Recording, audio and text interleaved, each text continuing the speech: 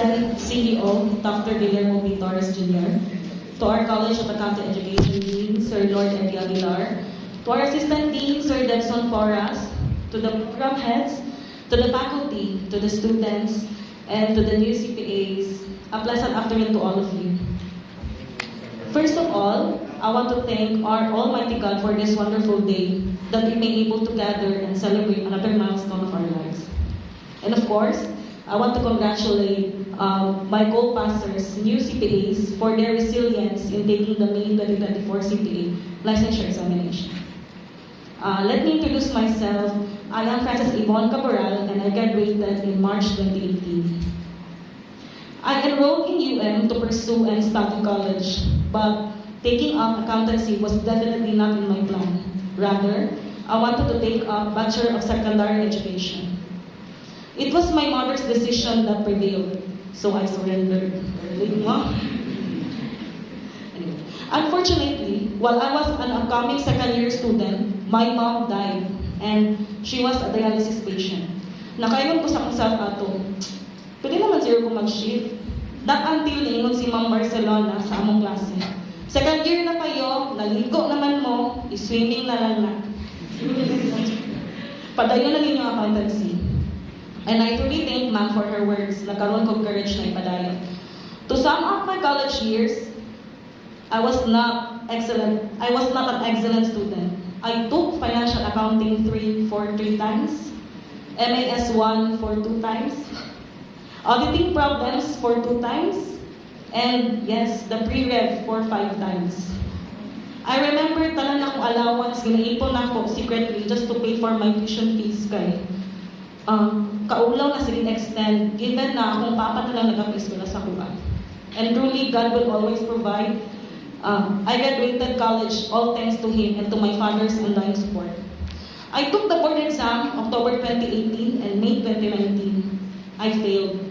After failing 2 exams, kailangan nang kumuha ng refresher course, di ba? And it will cost around 10,000 to 15,000 pesos. Wala na kwarta. Back then, I was 25 years old already and jobless. Gusto pa pumulaban, but the circumstances told me to surrender. That moment, I told myself, dili na jud ko okay, dili para sa kuha. Okay. Months before pandemic, I passed civil service examination and decided to apply in a government agency. I took the exams and interview and waited for the results. Then pandemic happened.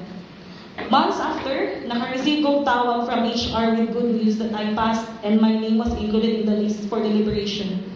I took it as a sign that everything will be fine despite failing the examinations.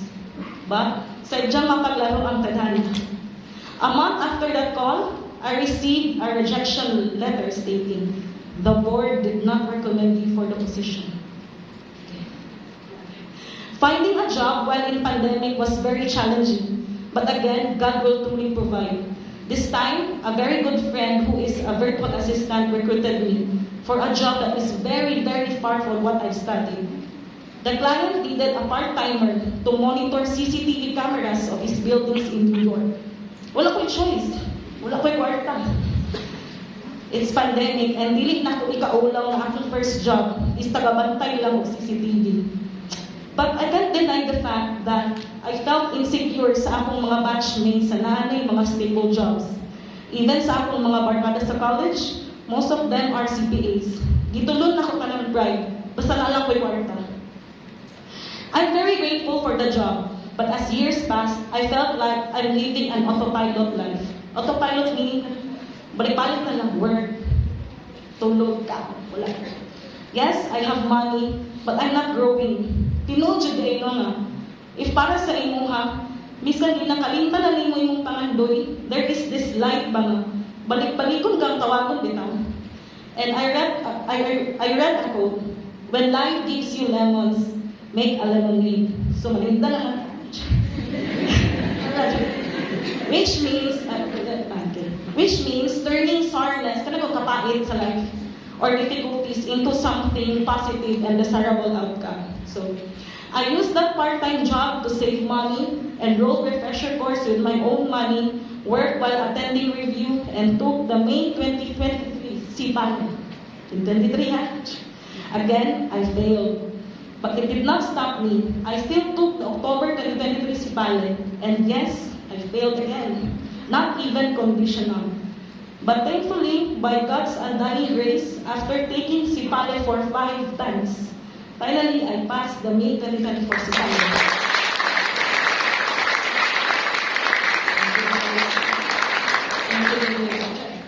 In those difficult years, I've been seeking answers from God. Lord, sakit kayo. Anong terminal ng rejections? Unsa kailangan nako ma-learn aning experiences? Relate ta diha. Anyway, okay. But during those times of seeking, I sensed in my heart that God has been teaching me that act of total surrendering. To trust in Him even when I don't understand, even when I don't know the answers. One time, I broke down after failing October 2023's exam. I talked to God and told Him, "Daluan mo, Lord, uy, wala man ko naguyab-uyab, wala ko'y makita na reason nga no. Nagtarong lang ko study. Diba? Mura kong nagpakambog sa Ginoo sa akong mga binuhat. But that was just nothing compared to what the Lord can do and give. What a big mistake. Nasubraan ko og ka self-reliant. Nakalimot ko na dili jud na to kaya mo siya. This CPA journey made me realize that waiting is really a special time that the Lord uses. If we get everything that we ask for immediately, for sure dili ta ma-prepare for His gift or promise to us. Most especially the faith and the character development. This is just the start. Na-CPA man ko, but I still have to learn a lot. Kumbaga, continuous improvement. To all the aspiring and future CPAs, just remember kung bakit kayo nagsisikap. It's okay to feel frustrated when everything seems wrong. Believe in the efforts that you've given. Get enough rest and sleep. Just have patience and determination. A 1% improvement every day is still an improvement. One day, kayo na naman ang nandito sa harap. And of course, don't forget to surrender everything to the Lord. I want to take this opportunity to thank everyone who became part of this success. To the University of Mindanao, to the College of Accounting Education Department, to all of the professors. Sorry, siya po kasi ang sabi ko kasi yung first teacher talaga sa UM. So, I hope you remember me, ma'am. Anyway. To Sir Jane for this opportunity na makapag-share. To all of the review centers that I attended. Review centers, the kind of quarter sa to my best friends, Liza, MC, Norlene, Richelle, Tar, Berlin, Hannah. To my elite friends. To my kuya for cheering me up. To my father for his countless and tireless sacrifices. To my mom in heaven, natuman na siya ang pagpapagod sa akin. And most especially to God for the guidance and protection. Allow me to end this speech by sharing a Bible verse. For with God, nothing shall be impossible. Luke chapter 1, verse 37. Thank you everyone. Have a nice day. Thank you so much for your very inspirational message and story, Miss Frances Caburaron. Indeed, no, while looking at her, I can feel that she's trying to hold back her tears from